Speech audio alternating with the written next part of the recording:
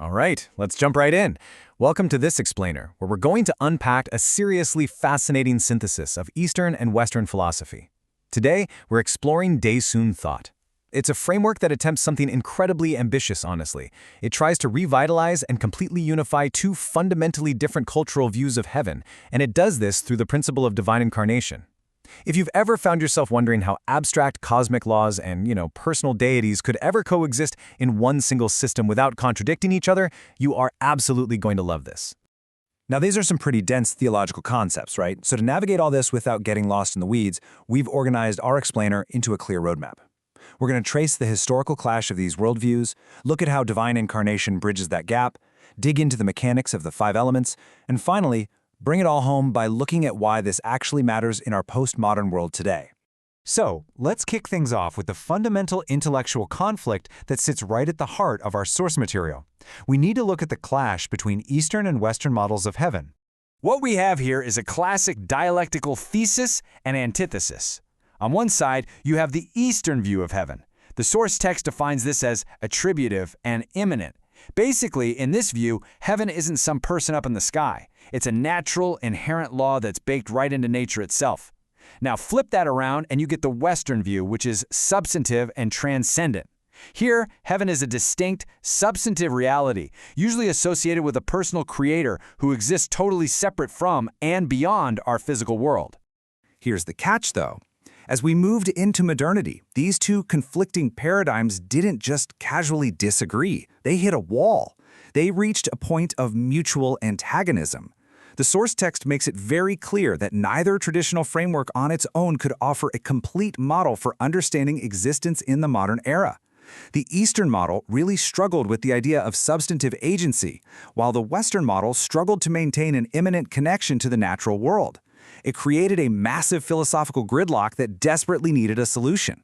And that brings us to how Daesoon Thought actually breaks this gridlock. It doesn't just pick one side over the other. Instead, it introduces a completely new mechanism to bridge the gap. That mechanism is called inzengangse, or divine incarnation. The source defines this as a phenomenon where divine being literally descends in human form. And by doing this, it creates a direct link between the heavenly order and the human world. This is a huge deal because it takes that abstract, transcendent heaven of the West we just talked about and turns it into an immanent, earthly reality. It perfectly bridges that Eastern and Western divide.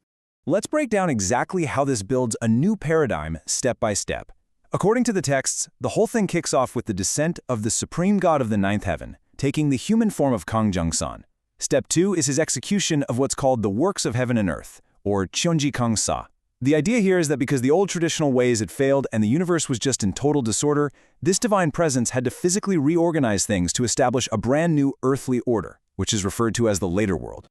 But to really understand the mechanics behind this massive transformation, we kind of have to look under the hood. We need to examine the philosophical engine that's actually driving it all, the ancient principles of yin-yang and the five elements.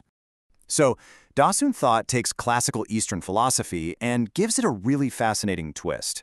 You have your traditional interconnected cycles of the elements, right? Wood, fire, metal, and water. But Daesoon Thought elevates the role of Earth, known as Tu, and positions it dead center as the ultimate mediator of this entire cosmic cycle.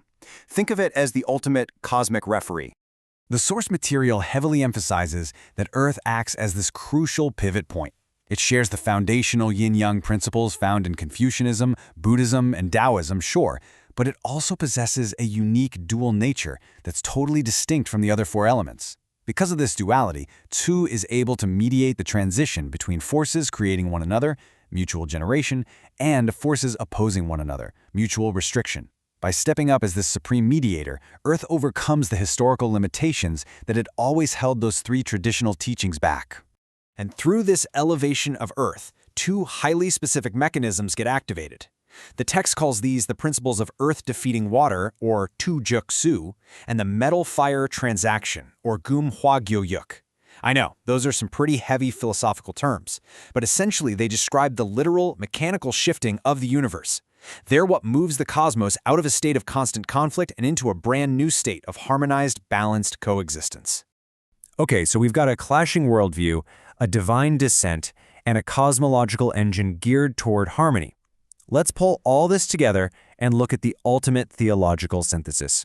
What's brilliant here is that Daesoon thought doesn't reject the East, and it doesn't reject the West. It integrates both into a completely new, dual-natured reality. It takes the immanent, attributive nature of the East, grabs the transient, substantive nature of the West, and harmonizes them entirely through the physical reality of divine incarnation. The transcendent literally becomes immanent. And the source text actually gives us this incredibly vivid detail to prove the point. It says that when Kong Jungsan incarnated, he physically embodied that earth-defeating water principle we just talked about. How? Well, the text notes that at birth, he was literally holding the character for water, Im, in his left hand, and the character for earth, Mu, in his right hand. It's a striking way of showing that these abstract cosmic laws aren't just ideas floating out in space. They were literally embodied in human, physical form. Which brings us to the big question. Why does this matter? Why does a complex theological synthesis from the past matter to us right now, in our hyper-connected and frankly, often chaotic modern world? The text makes a really interesting, abrupt pivot here. It connects these ancient cosmologies directly to modern sociology by quoting the famous historian Arnold Toynbee, who spoke about existence after existentialism. By bringing Toynbee into the conversation, the source is grounding this super abstract theology right into our modern existential crises. It's arguing that, hey, once existentialism has deconstructed everything, we still actually need a functional framework to exist in. So the main takeaway you should grab from this is that Daesoon thought isn't just pitched as some historical curiosity. It's presented as a highly relevant working framework for right now. It provides meaning right where modern existentialism hits a dead end. And maybe even more importantly, in a globalized world packed with conflicting beliefs, it offers a real framework for religious pluralism.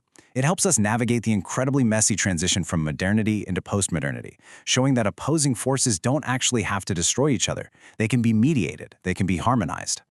I want to leave you with this final thought from our explainer today. If a philosophy can find a way to take the most fundamental clash of Eastern and Western worldviews and actually synthesize them into a working harmony, what else could it do?